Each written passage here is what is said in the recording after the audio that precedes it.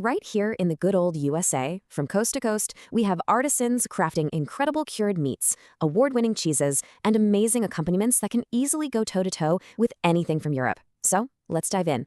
We're going to walk through 6 key steps, setting the foundation, showcasing the best American meats and cheeses, finding the perfect sidekicks, creating amazing pairings, and then the grand finale, assembling your masterpiece. Okay, first things first. Before we just start piling on all the goodies, you have to know that every great board starts with a really solid plan. So here's probably the most important rule you need to know for planning. If you're serving this as an appetizer, you want to aim for about 2 to 3 ounces of meat per person. It's a super simple guideline, but it keeps you from going overboard and it makes sure everybody gets the perfect amount. All right, now for the main event, the meat. I want you to forget everything you think you know because American artisans are making some of the most phenomenal cured meats on the entire planet. Let's just do a quick little road trip, shall we? Over in Iowa, you've got LaQuercia making this sweet, velvety prosciutto Americano. Down in North Carolina, Lady Edison's got this funky, really complex country ham. Then head west to Colorado for Il Portolino's earthy black truffle salami, or their amazing spiced juniper. And if you want some real regional flavor, you got to try the spicy, smoky Tasso ham from Louisiana, or the famously salty Smithfield ham from Virginia. And hey, let's not forget a truly American original, jerky and snack sticks. And listen, these are not your gas station snacks anymore. Slide Weaver in Pennsylvania has everything from smoky sweet to spicy beef sticks. They even have venison and elk. Out in Missouri, Herman Wursthouse makes this bold hickory smoked jerky and these awesome jalapeno cheddar sticks. And down in Georgia, White Oak Pastures has a pure grass-fed beef jerky that has this incredible flavor. We've got the meats, but what about the cheese? You're going to want to stick around because we are about to dive into some of America's top award winners, and that's coming up next. Okay, let's look at some of the champions from the American Cheese Society Awards. I mean, these are the best of the best. From Vermont, you've got Jasper Hill's Withersbrook Blue, a Best in Show winner, and Vermont Creamery's gorgeous little goat's milk bijou. From New York, there's Nettle Meadows Honey Lavender Fromage Blanc. And California, they're bringing the funk with Cowgirl Creamery's Wash Rind Red Hawk, these buttery bries from Marin French cheese, and the unbelievably creamy Di Puglia Burrata from Di Stefano. Now, on the firmer side, the winners are just as amazing. Wisconsin's Marique Gouda is an absolute standout, and so is El Capitan Gouda from California. And for a flavor that is just so uniquely American, you have got to check out Barely Buzzed from Beehive Cheese in Utah. It's rubbed with coffee and lavender. So cool. Then there's the organic Nicasio Square from California and the classic Neufchâtel from Prairie Farms in Iowa.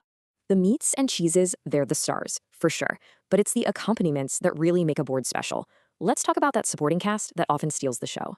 The cracker is really the perfect vehicle for all this flavor.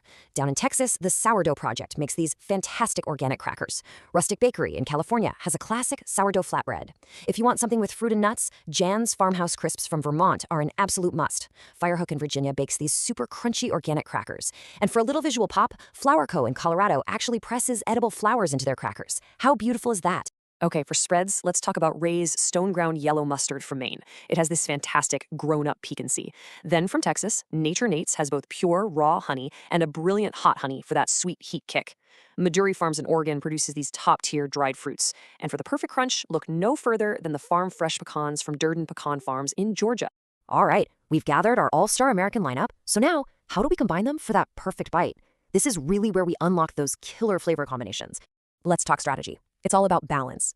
That really intense, salty funk of a country ham, it needs a cheese that can either stand up to it, like a firm cheddar, or one that can kind of soften its edge, like a creamy brie. That sweet, delicate prosciutto Americano is just perfect with a hard, nutty cheese or even a simple, fresh mozzarella. For something deep and beefy like bresaola, you want a nice, hard cheese. And a spicy salami, you want to cool it down with something mild, like a provolone or a Munster. Now, let's do the cheese pairings. You can balance that sharp, salty punch of a blue cheese with the sweetness of Nature Nate's honey and the earthiness of Georgia pecans. It's a classic for a reason. A buttery triple creme brie is like the perfect canvas for the fruity crunch of Jan's crisps. The nutty caramel notes of an aged Gouda are just incredible with the sharp bite of Ray's mustard.